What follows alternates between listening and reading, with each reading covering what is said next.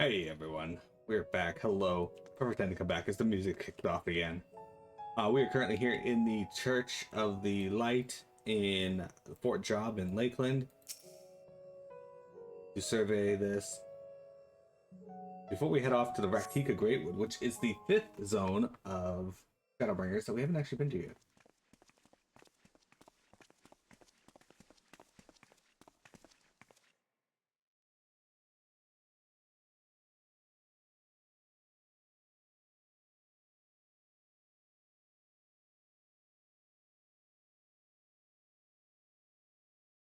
Aye, this is indeed the church we seek.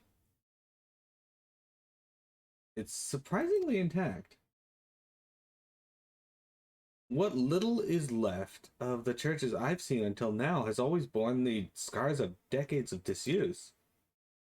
Its subterranean construction hath done much to protect the hall from the ravages of time, yet the reason for its remarkable preservation may be deduced from its decoration.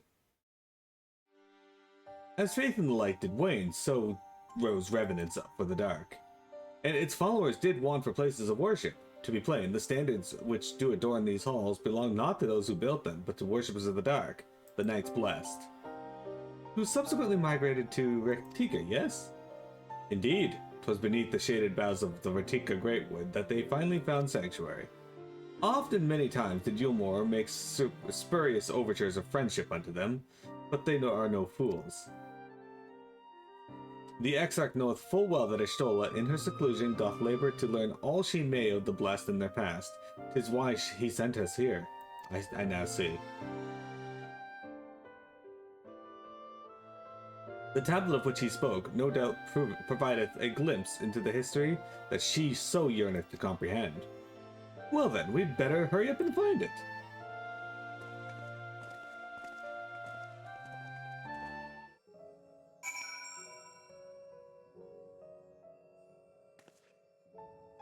Let's see what they have to say, and then we'll go to the destination. These little bits of dialogue here, this is the only time you can ever get them, which is why I'm talking to them. Can anyone tell me what this infernal tablet even looks like? Were the tablet a fragment of holy scripture, 'twould be most assuredly rest here on this altar, yet this would, I presume, also have been where the blessed placed the font of seeing used in the practice of their faith. Whither then would they have set the tablet? I can barely see my hand in front of my face. If only that torch were a little closer.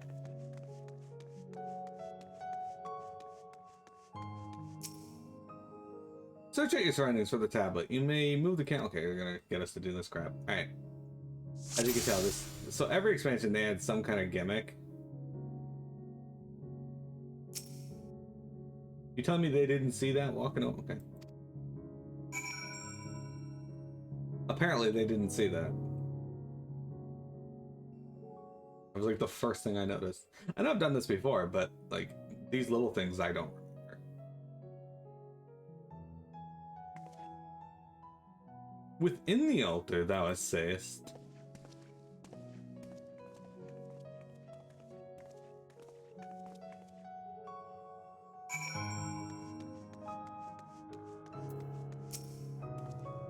I certainly hope this is what we're looking for. How were you able to see it in the dark, and inside the altar of all places? Maybe that's why they didn't see it.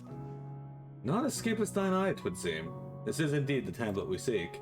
Curious, these engravings predate the Knights Blessed. If I'm not mistaken, they are written in the script of the ancient empire of Ronka, whose capital once stood in the midst of what is now Rak'tika. It'll be no small matter to decipher them. A fine gift for our seeker of truth.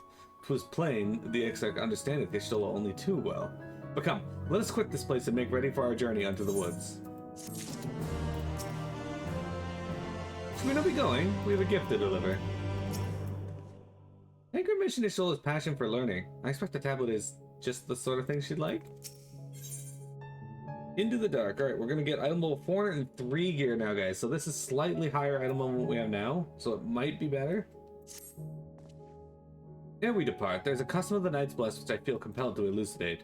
As one might expect, they deem light to be abhorrent, and everything it touches befouled. Thus do they take the utmost pains to protect all they can from its taint, including their very names. To speak plain, it is the belief of the blessed that one's own name must ne'er be uttered in the light of the everlasting day. Yet this commandment precludeth not the use of another's. Thus do parents protect their children, and in rare cases masters their disciples. So it is that Y'shtola hath taken the name of Master Matoya. Lest we offend them, I bid you speak not her true name in the blessed's presence.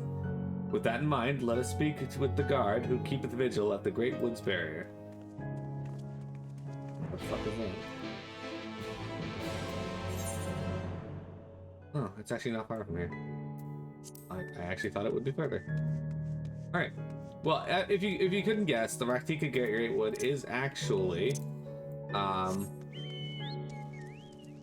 in position of where it is in this world would be the equivalent of where Gridania would be in the source. Ish. I know I have no reason to, but I can't help feeling nervous about meeting Y'shtola. It would be good to see Y'shtola again. I pray thee heed mine explanation of the blessed customs. Would be ill-advised to provoke their ire. Well met traveler, what business brings you here? Yes, of course. Right this way. Alright guys, you ready for Rak'tika?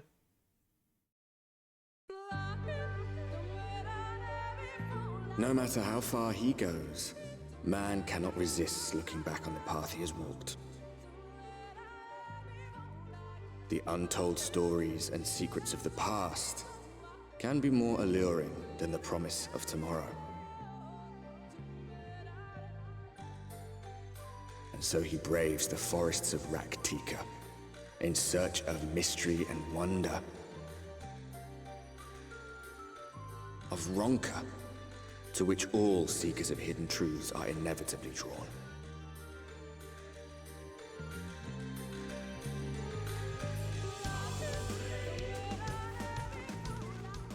We have arrived. Vast though these woods may be, they are, by and large, uninhabitable. Not so the swamps of Cydia, however, whose sparse foliage permitted man a foothold.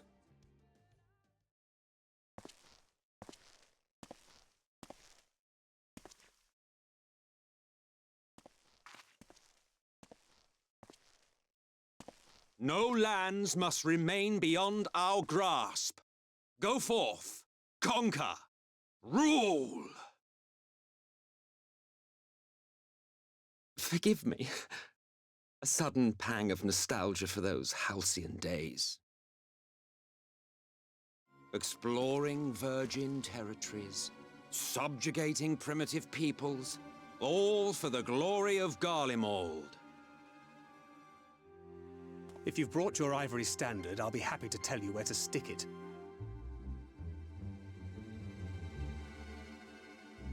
Can we not simply take a moment to enjoy the view together? Or would you rather I spied on you from the shadows?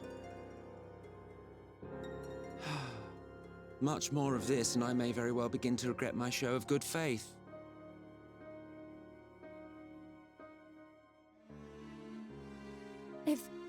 If you really want to stay, then help us fight.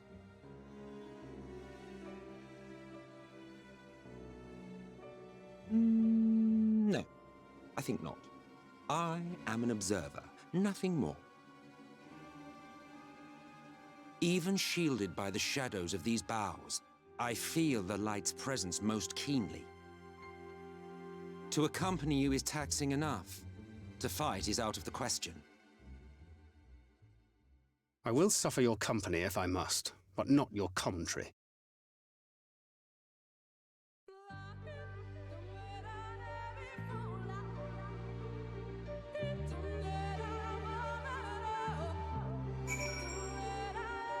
I love Emmett Salk there. She's like, hey, if you're gonna be here, at least help us fight. Nah, I'm not gonna do that. He's just like, no. They could have told me the Assassins and what they have done. If he isn't willing to help, is it wise to let him stay with us? If he never opened his mouth again, it would be too soon. What is it now? Do you expect me to regale you with friendly banter? Oh, very well. I will humor you this once. You may consider it my latest act of good faith. Come on then, what do you wish to know? Why choose this form here in the first? Well, what a curious question. Mortal flesh is but a vessel into which we Asians pour the elixir of our souls, molding it as it fits the occasion. Or not, if we so choose. Be it for a year or a millennium, I prefer to retain the same form until my duty is done.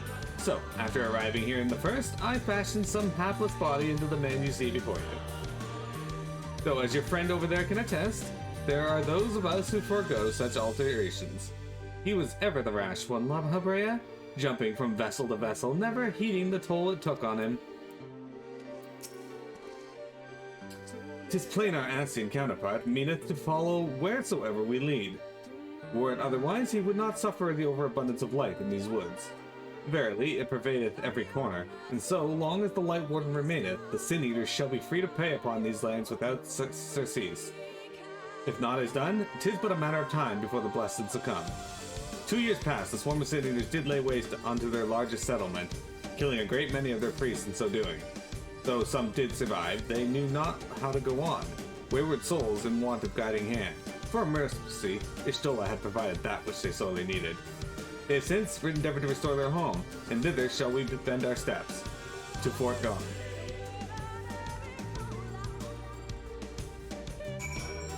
Okay, so let me quell that thought for you. La Habrea was definitely not a moron. However, many Asians, because like the only two you ever really hear speak of La Habrea are Nabriales, who had no right to talk. He was a fucking idiot, and also nowhere near the power La Habrea actually had. Emmett Selk, however, I don't want to spoil anything about his character, but I will say, in terms of power, Emmett Selk is quite a bit above La Habrea.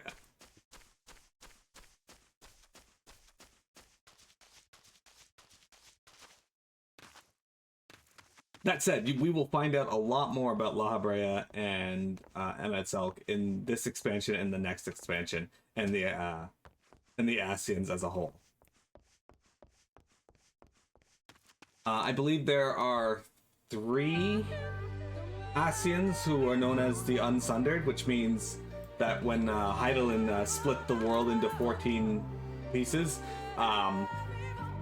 they didn't get split. Yeah, I figured that was the case, but I was just clarifying that La Habrea isn't actually what the game is kind of trying to make you perceive him as. We both know how Oriente enjoys painting pictures with words, but he did not exaggerate about this place. If you guys are wondering, this is where the that opening cutscene where the fire was happening in Ishtola and Banquet are. Oriente said they were rebuilding, but there's no one here.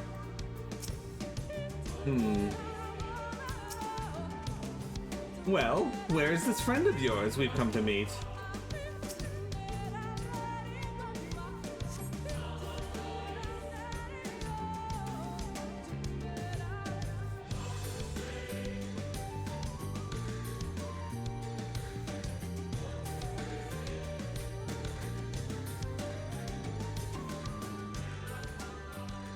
I see little sign of recent activity, nor hath any meaningful progress been made with the reconstruction. Mayhap Y'shtola sought shelter elsewhere. Come, let us quit this place.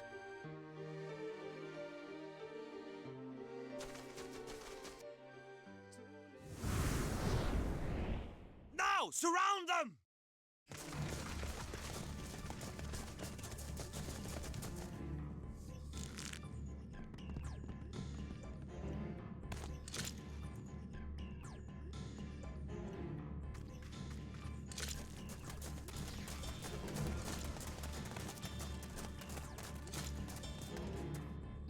These Sin-Eaters, they're not like the others.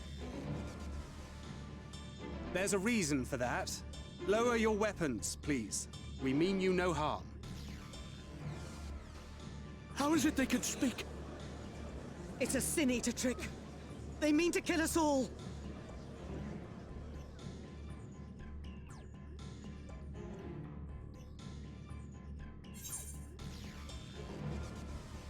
Please, we're not Sin Eaters. Kupo? I gotta say, Kupo.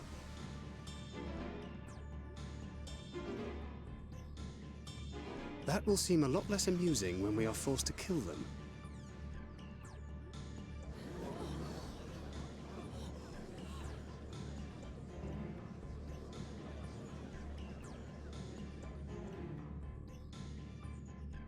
Oh, for the love of...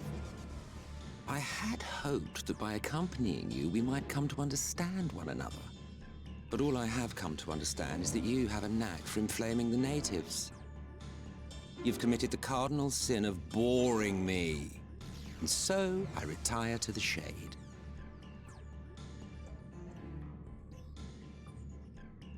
Good luck.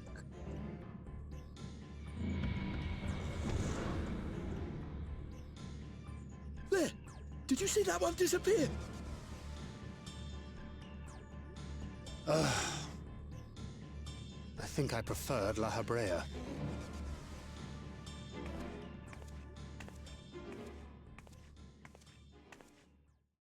Enough. Runard, report.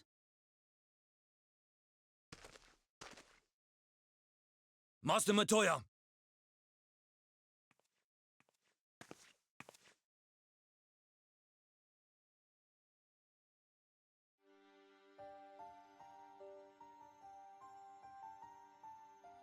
We apprehended them as you ordered, but are you certain these are Sin Eaters?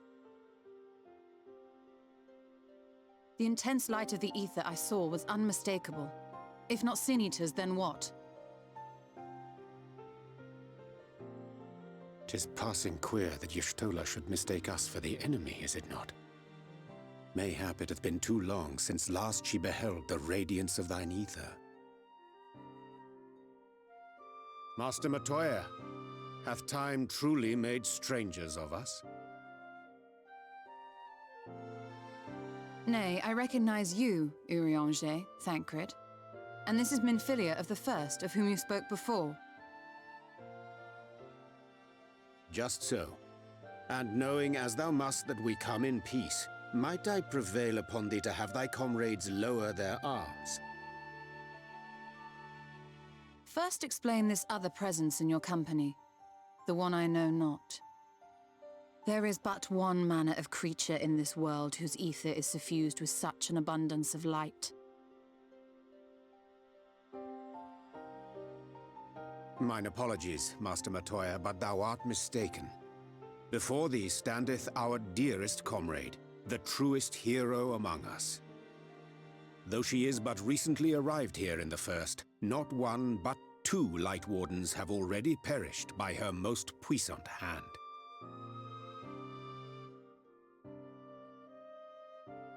It cannot be.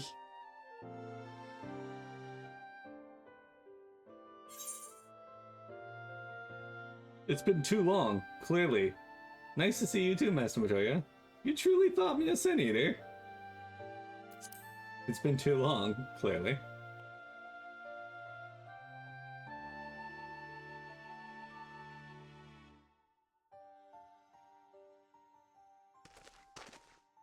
Master Matoya? Lower your weapons.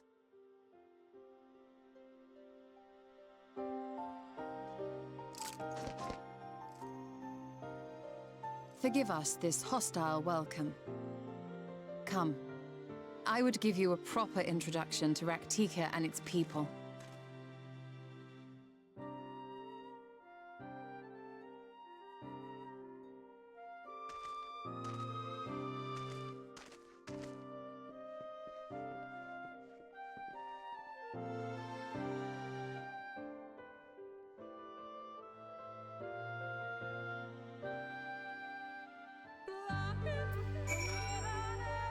Oh no, Y'shtola didn't recognize us. I didn't expect it to be so imposing in person. That ended a lot better than it might have. No thanks to Emmett Selk. But she should imagine her a stranger. You've been busy since arriving in the First, I gather. But I would hear the tale of your travels in more suitable surroundings. With the fort gone yet to be rebuilt, the Knights Blessed have made their home in a settlement to the northeast. I'll await you at its entrance. Follow the path yonder gate, and you will find me soon enough. I also need to do an ether current check, because I have not done one yet. Healing almost to the north. Which means it's right there.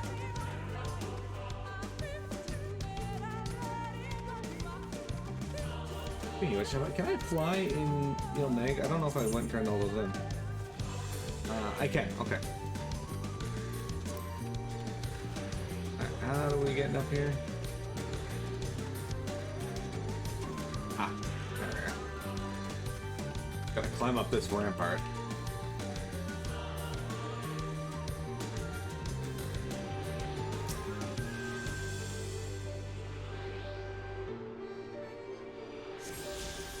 There we go. Okay. Where's the next one? 533 yalms to the northeast. Well, we have to go northeast, so maybe it'll be up in that area. Oops, that's it. It's carbuncle time. There's some helm beetles.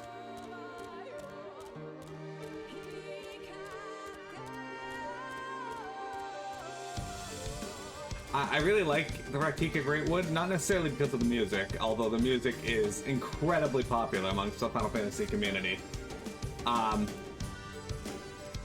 And I think it's largely because of Soken that it is popular, both because he produced it and because he actually sang this song at a live letter. There you are. I was beginning to worry. Much like the Twelves would, this force has a way of dealing with those who stray too far from the beaten path. But I digress. Let me show you the home of the Knights Blessed. It's interesting that they'd go underground, because in the source, those that were rejected by the forest actually went underground below the Twelves would and created the subterranean kingdom of Galmora.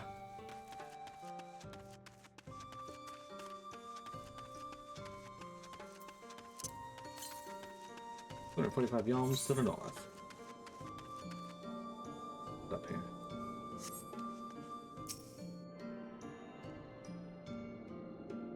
There we go. I love seeing new areas in games. Like, just seeing the way they design them and what they look like is some of my favorite parts. That and getting new gear. Getting new gear always makes me happy as well. To make their home here, and so swiftly, would surely have required no small amount of ingenuity. A most impressive feat, wouldst thou not agree? Have you ever seen such a tree? To think these are only the roots. And finally, a place to rest. In case you're wondering, this is what it looks like up there. Pretty huge. Alright, Ishtola, tell us about yourself. What have you been up to these past few years?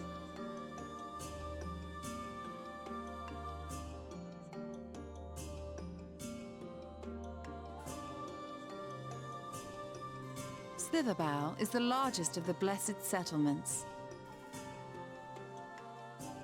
They worship no gods, instead revering darkness itself. It is a curious kind of faith, but one which has granted them the strength to persevere in the wake of the flood.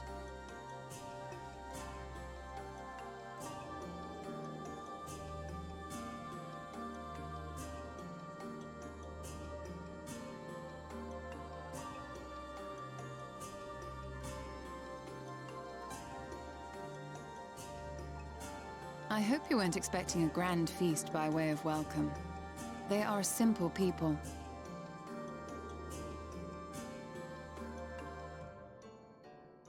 Now, I would hear of your travels away from prying ears. Come.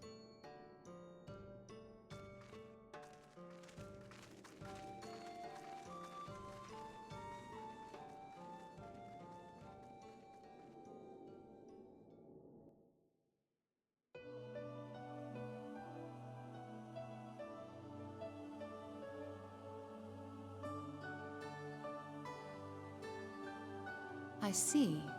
And now you seek the Light Warden of Rak'tika. In the days after I arrived in the First, I too relied upon the Crystal Exarch for guidance. But his penchant for secrecy and the telling of half-truths soon lost him my trust. And thus did I strike out on my own. My work eventually led me here to the forest, which I've come to know like the back of my hand. I cannot say with certainty where your quarry is hiding, but I am confident I can narrow the search. Well, go on then. Some few thousand years ago, this forest stood at the heart of the Empire of Ronka.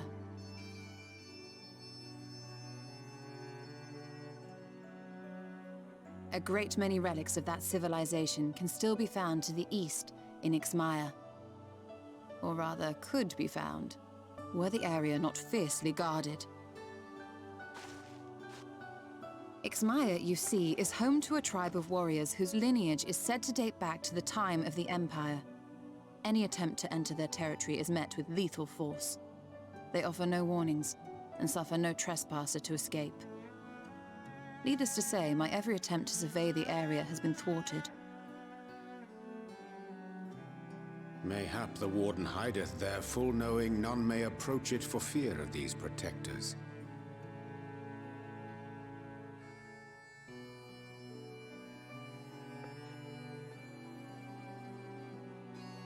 As for the tablet, I find the timing of its discovery suspiciously convenient. If I did not know better, I would think someone was trying to curry favor with me.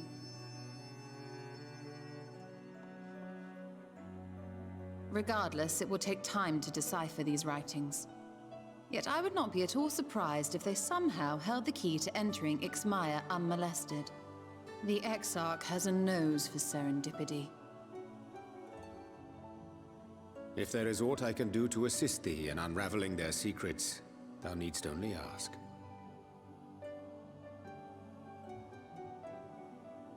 Thank you, Urianger. I may well take you up on that offer. While we set to work, might I suggest you take a tour of the city?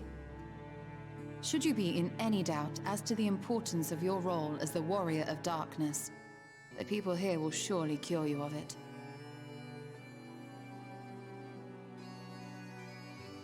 I must say, Ishtola, while most of us have struggled to come to terms with our altered circumstances, you seem to have adapted rather well. Lest you forget, Master Matoya and I dedicated our lives to uncovering the truth which hides at the heart of our world. Though separate, the fate of this reflection is nevertheless bound to that of our home. That I would be daunted by such an invaluable opportunity is absurd. But what of you, Thancred? Could it be that you are still struggling to come to terms with the nature of your young companion?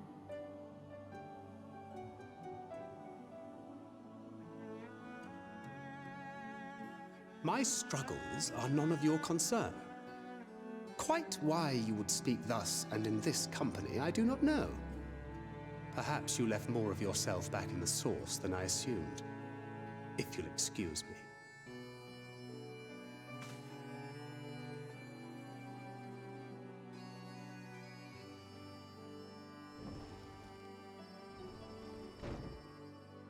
He understands that I'm not the same, that I'm not her. Understands, perhaps, but does not accept. The question being whether he ever will. And whether you will, more importantly. As difficult as your circumstances may be, they are yours, not his. 'Tis you and you alone who bears ultimate responsibility for your life.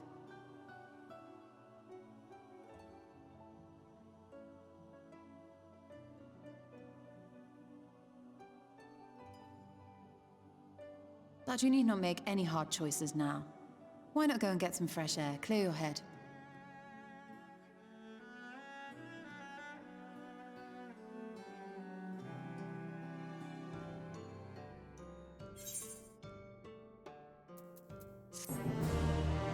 Look at that.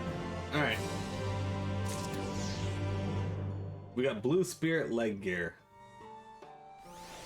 Okay, I'm gonna open up this coffer. I'm not 100% certain if it's actually gonna be better, but it should be because it is a higher item level, and usually that's enough to upgrade. But it isn't always when it comes to raid gear. But the game considers it better, so here we go. Looks okay, I guess. Besides, we've had this outfit for a while now. It's time to upgrade to a different one. I wish I'd never... When Ishtola first arrived in the forest, she made swift work of the Cabinet of Curiosity. Her thirst yet unsated, she then journeyed hither, seeking the wisdom of Baraka. She found little in the way of welcome from the Blessed, however. 'Twas not until the Great Fire, where she denied the seniors a feast of ether, that she gained their trust. Since then, I have served as a liaison twixt Slitherbow and the Crystarium, that she might be kept abreast of the others' efforts. Alright, let's pick up this quest. A day in the neighborhood. I am not indifferent to Thanker's troubles. Nevertheless, I will not apologize for holding him to a higher standard after all these years. He has ever been a man of considerable resolve, and that is what I will continue to expect. Though it heartens me to know that some of us remain ourselves in spite of our present circumstances, I can but imagine how Alice and Alphino have changed since arriving here in the first. Change is a part of life. We can but hope to change for the better. Perhaps you should be concerned with how you've changed. That's mean. You're right. And after my untoward remarks to Thancred, no doubt he thinks I changed for the worse. I will have to speak with him later. Returning to the matter at hand, I must really begin working on deciphering this tablet. In the meantime, perhaps you should take a look about Slitherbow. If there's anything you need, pray speak with Runar at the plaza. Which we shall do. After break. Don't go anywhere, guys. We've got more FF14.